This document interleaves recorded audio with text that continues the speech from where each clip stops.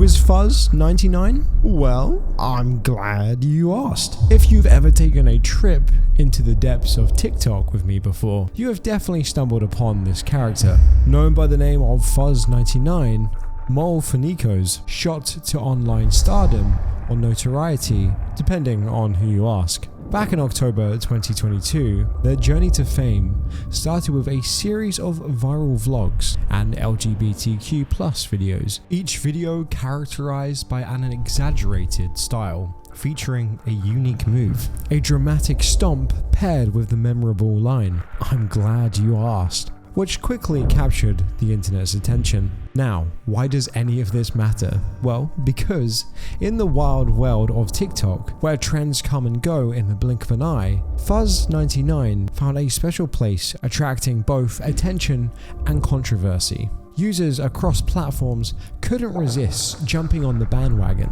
creating stitches that ranged from hilarious parodies to harsh criticisms, all aimed at Fuzz99 for what some deemed as excessive cringe. Yet, surprisingly, the cringe factor in his videos was the least of his worries. The story starts back in January 2020, during the pandemic, when Fuzz99 posted his very first TikTok.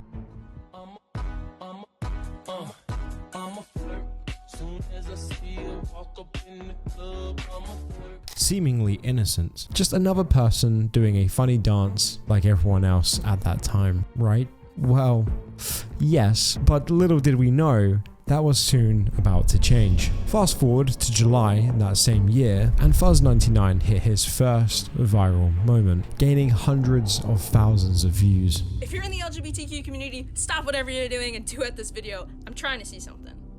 How old were you when you first heard the word gay? That's cool. I was 10. How old were you when you first learned what being gay really meant?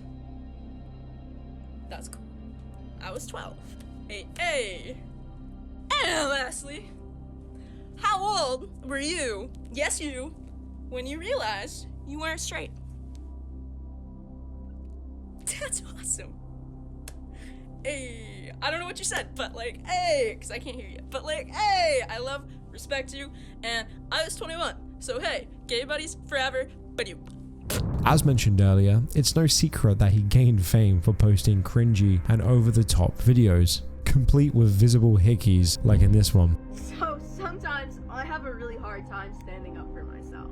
And since my TikTok kind of blew up at school and all the kids kind of know who I am now, they all call me Mal and use my right pronouns. However, there are still a couple of my old high school teachers that still use my dead name because that's what they knew me as in high school. And I can have a hard time correcting them when they use my dead name because my interactions with them are so little that it doesn't even feel worth it sometimes. And I also don't really know how they would react if I told them. But so one of those teachers introduced me as my dead name to a bunch of new teachers in the class that I stayed with the whole entire day. And I was constantly dead named all day, and it was a lot. But luckily, the teacher I met was a ally. And she asked me what my pronouns were, and I opened up to her about how I use they, he, and that I like to be called Mal. And she was super respectful, and I'm just so proud for standing up for myself. Now, these kinds of videos might not be everyone's cup of tea, but hey, I guess each to their own. You might be thinking, okay, a bit cringy, but what's the big deal? Well, hold that thought, because this is TikTok we're talking about, where creators face both criticism and praise for honestly just about anything. It's an open platform where even posting the most harmless things doesn't guarantee your safety from the trolls. And guess what? Fuzz99 found himself in the middle of all of this. In the midset of cancel culture and living in an extremely politically polarized society, it's not uncommon to receive feedback from other people. In fact, even the term feedback feels polite if I'm being honest, given that so many exchanges happen now. Whether on social media or in person, it can be heated. And although it typically doesn't feel great to be told you are doing something wrong or you could improve in some way, there's a difference between getting criticism from someone and being bullied. And for Fuzz99, initially the criticism was like a light drizzle, but it soon escalated into ruthless bullying. I've scrolled through countless TikToks where people said the most awful things about this person. However, things spiraled out of control in September 2022 when he received a slew of disgusting troll comments and even death threats, which ultimately led him to disable the comments under his videos. Hi. Why did you turn your comments off? Well... glad you asked. So first, I would like to say that no, it is not because I got too much hate and couldn't handle it. I promise, I am okay. But I do appreciate all of the people that sent me kind words and lovely DMs because it means more to me than y'all will ever know. And I truly love y'all, like, so much, like, for real. But I turned comments off because there's a bigger plan already in motion, baby, that only I know about. So stay tuned, baby. I'm not going to lie, his content is pretty much unwatchable for anyone above the age of 10. It's loud and obnoxious. These videos would pop up on the For You page for everyone, regardless of being the target audience. And the whole TikTok community got angry. And this is exactly when a flood of reaction videos started to emerge. It's like, blah, because like nobody wants to be straight.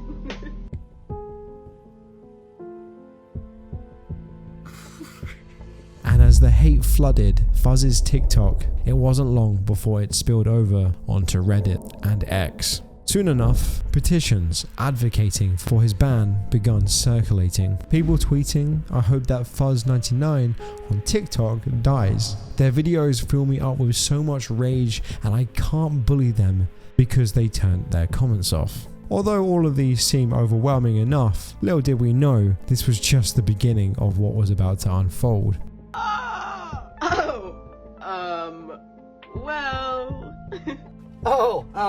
Hi.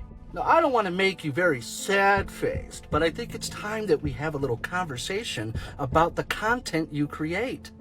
Now, I know you're trying to keep it super secret while you turned off the comment section in your videos, but I think I know why you did it.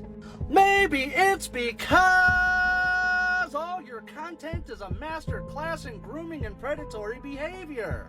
You see, parents like me watch what their kids watch. It's important to know what kind of content and information your children consume. So when adults like me witness content like yours, where a 26-year-old person is speaking in a calm and soothing yet energetic and upward tonal inflection while using a lot of over-exaggerated hand movements and gestures, we know that you're targeting our children.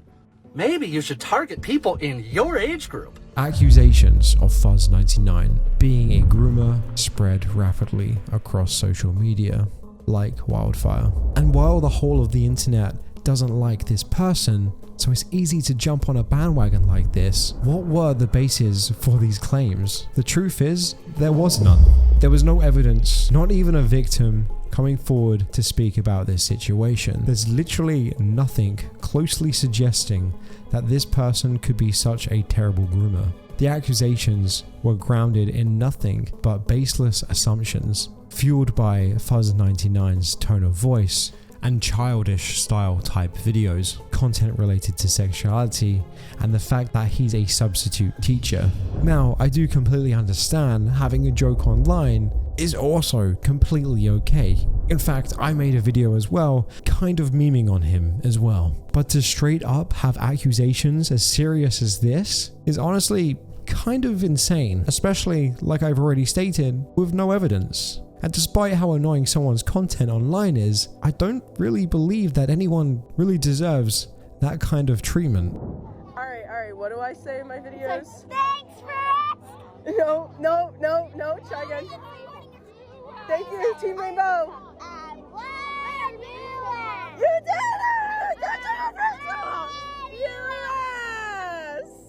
we all do it? 1, 2, 3. I'm glad you asked! Good morning! And honestly, first time I heard of these accusations, I thought it was a good thing. People are holding him accountable, until I realized the one and only crime Fuzz99 has committed was posting cringe. And yes, that is absolutely a crime. It's normally not, but I gotta be honest. The videos are that cringy that it does kind of border on the line of him committing a crime. The overall behavior, the speech, the mannerisms, the aesthetics of these videos are that of what my 4-year-old son would be watching in terms of Blue's Clues or Blippi.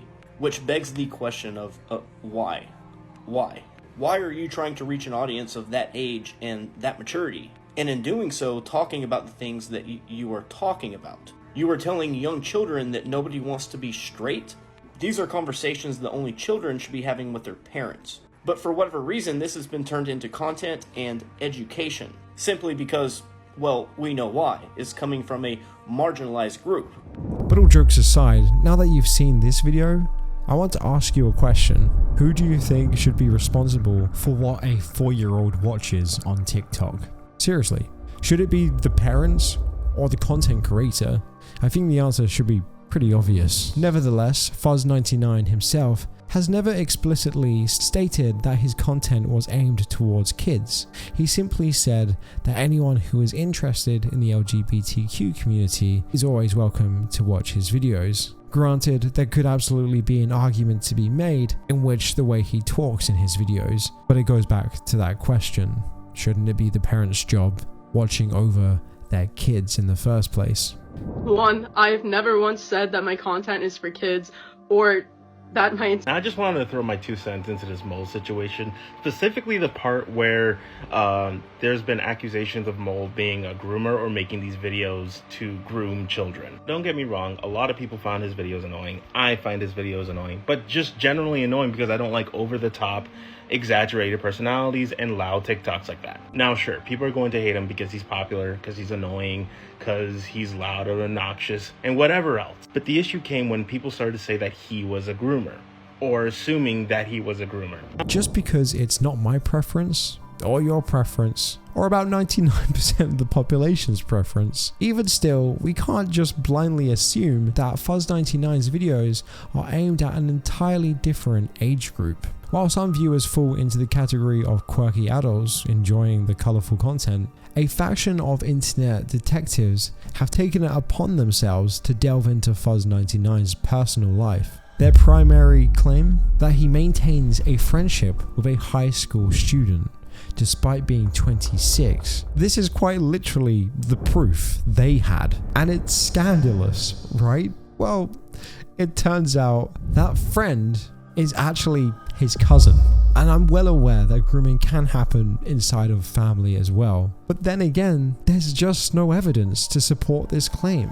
People love playing detective, connecting dots that fit their narrative, or to have a reason to hate this person. And to be honest, when I heard about everything that had happened recently, I originally came into this believing it myself as well, and doing a kind of part 2 to the first video I did. But it would have felt wrong finding out the things that I did find out to stay quiet on it. Because you see, being just cringe apparently isn't enough. It's just my opinion, but because the word groomer is just so casual nowadays, people are tossing it around like it's no big deal. The less serious this accusation is taken, the more it ultimately hurts the true victims of grooming. Also, I want to know your thoughts on this, so don't hesitate to let me know in the comments down below. Now, let's dive into why all of this is a perfect example of a mob mentality. If you are not familiar with the term according to TechTarget, mob mentality, also called herd or hive mentality, it's the inclination that some humans have to be part of a large group. They often neglect their individual feelings in the process of adopting the behaviors and actions of the people around them. The term is used to describe how humans blindly follow the crowd, taking on different manners, following trends and buying merchandise based on their circle of influence. And the feeling of belonging to a large group was to hate on this person, and it even became a trend at one point. And I gotta be honest, I easily put myself in this category as well. I'm not trying to talk down to anyone when I make this video. It's just, at this point, an interesting fact to just see how humans seem to react. And the situation has reached such an extreme that even the police had to get involved, essentially banning Fuzz99 from TikTok due to the concerns for his safety. This drastic action underscored the severity of the allegations and the impact they had on Fuzz99's standing within the TikTok community. Unfortunately, this morning I had a really bad incident with a hater and had to get the police involved. A lot of people in my life know my current situation right now, and I wish I could talk about it more, but I don't want to and can't really get into it. But I currently am being advised by the police to take a step back from TikTok. One, I have never once said that my content is for kids or that my intent has been to make content for kids. Most people don't know this, but you have to be at least 13 years old to even make or have a TikTok account. And TikTok makes your account private until you're at least the age of 16. If a kid does find my TikToks, that is out of my control. From that point on, it's on the parents' duty to be in charge of monitoring what their kids are watching and doing. Is he flawless? No. Could he have handled things better? Perhaps. But did he deserve this? Absolutely not. And honestly, I think at this point, me included, it's just essential for us all to take a step back. Think about how our words and actions can have an impact on others. While some may perceive Fuzz99 as merely an annoying creator, it's critical to remember that behind the online facade is a genuine person with thoughts and feelings. And honestly, no one should endure the kind of challenges he faced. And without going into metaphorical depths, this situation reflects our humanity perfectly. We should collectively reflect on the events and strive to be a little bit less hateful, choosing our words with greater mindfulness. Despite facing adversity and negative attention, Fuzz99, to his credit, has demonstrated resilience by maintaining an active presence on other platforms and eventually making his return to TikTok, where he frequently posts again. In the absence of proof, it's vital to remember the principle of innocent until proven guilty beyond a reasonable doubt. Engaging in doxing and sending threats to individuals not proven to have committed a crime is utterly disturbing. And honestly, the point in making this whole video is to kind of serve as a reminder that this seems to happen all the time online now. I mentioned how these words don't have any meaning anymore because of the countless times in the past we have said people have done things and accused them of atrocities that they never did. And even though some of these are quite recent and didn't happen that long ago, like numerous social media creators such as Quite and Slazo. And as a result of the accusations made against them while people blindly followed, they now have irreversible damage on their character and on their online presence, with them leaving the internet. And despite assurances that people won't make unfounded assumptions, offering apologies for contributing to false claims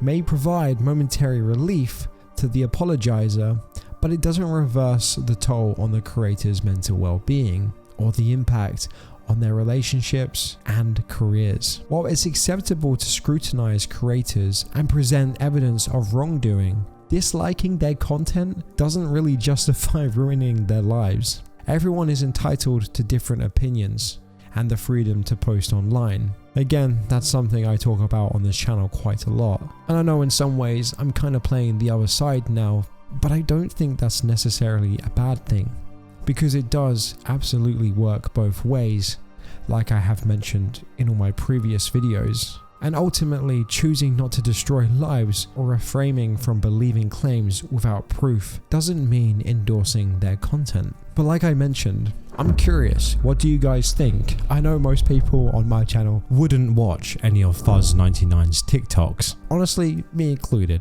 I would never watch it. It's not like after a hard long day I would sit down and think to myself, let's put some Fuzz99 on the TV. But I don't think he deserved all these accusations that had no backing or proof. Let me know what you guys think. With that all being said, I hope you guys enjoyed today's video. Thank you so much for all the support recently on the channel. I always do appreciate it so much. I read pretty much all the comments, and I really do appreciate the likes on the videos. With that all being said, hope you guys have a great rest of your week, and I'll see you all in the next video. Bye bye.